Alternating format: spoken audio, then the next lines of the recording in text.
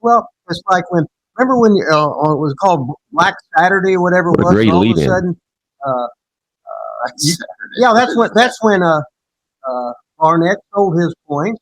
The Briscoe brothers sold theirs. I thought you were talking about like the Thanksgiving shopping day, like Friday. That's not what you're This is talking Black about. Saturday. Oh, okay. That's when all of a sudden Vince, instead of seeing Gordon Solie on World Championship Wrestling, all of a sudden it opens up and Vince McMahon's there. Oh, really? Yeah, that's I've what never happened. seen that. Right. Well, this was 1984. How old would you have been? 11. 11. Okay. Well, you should have been watching it. I know, but there's YouTube. I've never seen it like pop up on YouTube, Twitter, Facebook, Instagram. Probably somebody owns the content. Probably. I wonder if it's out there somewhere. Or they'll get zinged.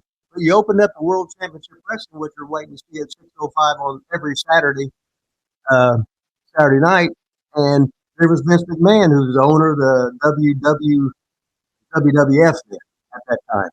But instead of having studio wrestling like they usually do, he had clips from different matches all over the country. And then people was mad because they wanted to see their Gordon Solie. Yeah. They wanted to see their Freddie Miller saying, running through the Chiron and saying, be there, for the shows and stuff. And they liked that live studio audience where they had 200 people crammed in there from the bleachers, which you could hardly see. It was a tradition for years and years and years. So Ole got kicked off. So what happened was Vince ended up buying the rest of his points. Ole opened up and went right back to PBS, and they put us a TV show that we did in the morning. And when I was there, let's see, it was so we went right back at Vince, basically. Yeah. Well, Ole was still on there. But in the long run, Ole ended up spending all the money he got from it because that time slot wasn't over. He still had regular markets all over the fucking country, but he had good talent. Like Ronnie Garvin was there. Ed DiBiase was there. Of course, he brought me in. Of course, you were there. Yeah, top talent, all the top stars. Rick Rogers. Yeah, Wildfire Tommy Rich was on fire there, and Ole kept running. But it's like Atlanta years ago was you'd run the Georgia towns. It'd be like you'd run Atlanta either at the Omni or Marietta, and you'd run Macon, Columbus, and Albany every week, and you'd have some spot shows. Then the next week, you go on tour. You might be working like Columbus, Ohio, Cleveland, Ohio, Philadelphia, Baltimore, Akron, Washington, D.C., Cincinnati, Dayton, Charleston, Huntington, West Virginia, Canton, Pittsburgh, a lot of the Detroit, Michigan towns, Detroit, Muskegon, etc., like that. So you'd be basically in the Atlanta territory locally for a week, and you go up on tour for a week, and you come back and do two TV tapings in Atlanta. I'm keeping my notes right here. You're trying to take my notes and try and make me fumble, and fall. I'm writing down a question. Okay, then write the question. So you're reading down. So you're reading a script right now. I'm not reading a script. I got my notes. Look, you're getting hot too right now. Huh? Well, I'm getting hot because you're sitting next to me with your big, all your master. I don't need a script. I can do this on the fly. Baby. Okay, do it on the fly. I just was trying not to interrupt. I didn't want to forget my questions that I had. Did you forget it or what? Maybe. So when Vince came on, I've never heard that story. I don't think you've ever. I don't think I have. Told the story that Vince showed up on TV that day. Did he announce? I know you said that he just showed clips from around the world, but did he make an announcement when he came on? Did he make an announcement like, "Hey, ladies and gentlemen, Gordon Solie is not going to be here anymore. This is what we're doing." Pretty much, yeah. So we just took over, whatever, blah blah blah. What happened was Ole got Barnett out of power, sort of, and Ole had controlling interest. So then Barnett convinced a lot of people because the WWE was going to give him a job. Barnett, that the Briscoe brothers, they sold their points, and when they sold their points, then they and Barnett was his, they had controlling interest. So then they sold it to Vince McMahon. And then Coach Briscoe and his brother, they had like lifetime jobs if they wanted them pretty much with WWE. So Coach Briscoe, he was one of the stooges on WWE years ago. And then he's on he got his own podcast now with JBL, whatever. The asshole calling me out. Well, you called him first. Well, it's like calling a girl and then get mad when she calls you back all the time. I'll just sit here in silence for the next 28 minutes. Why? Huh? What's that mean? Why? You called him. I didn't call him. And I've hung up on him twice to get the fucking message. God damn. Of course, he's ruining my thing about all this.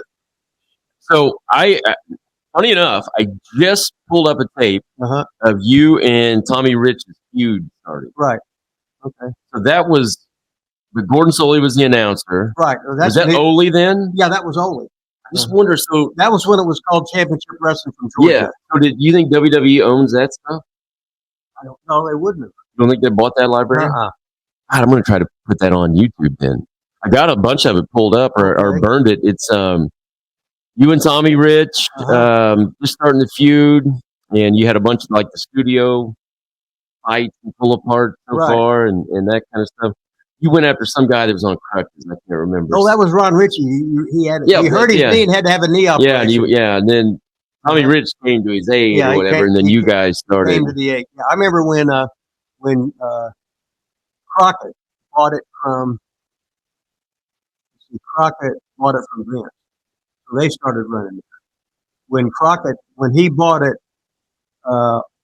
when he bought in and bought Ole out, Ole stayed with the Horsemen. I had 6 weeks of loser league counts against Tommy Rich. Oh, really? Yeah. So why did Vince sell? Why did he sell? Yeah. Because the people, he had enough exposure the way it was. And now this is just perfect. What I was thinking, the people at the studio, when they had him in there in Ole's spot, they were used to having the live wrestling, tape wrestling, or whatever there at the studio. Yeah. And Vince, he was just going to put on tapes from around the world.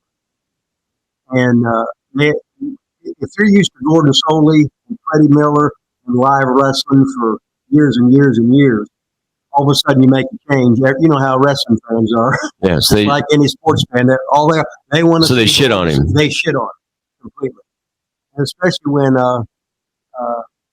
Atlanta wrestling was Southern style wrestling, more fire and brimstone. Yeah. It was wild wrestling. That was. Then the uppities from the WWE had the world. They worked the northern style wrestling. It was completely different. So then how did it end up WCW? Is that Turner then that came in and bought it from Crockett? Or who did he buy it? Did he? Crockett ended up buying it from, I guess, Vince or studio, or he took over, whatever. And then when they was going out of business, then let's see. Yeah, then WCW, they took over. That's when they had Ole was boss there, and Watts was boss, and they started hiring Jim Hurd and another guy, Kip Fry, who was a lawyer or something else. I remember him saying, Kip was on TV, said, I saw myself on TV, and I'm just shaking my head. I'm going, what a mark. Jesus Christ. Right? So they had non-wrestling people, like Pizza. Hurd was a guy from Pizza Hut. Yeah. No one management, but he's the guy that brought the ding dong. All of a sudden, he thought he knew wrestling, but whatever he said, it went. So that's when Ole sort of got himself fired so he could go down and teach wrestling at the power plant, not have to go to the office and babysit Hurd. Such is life, right?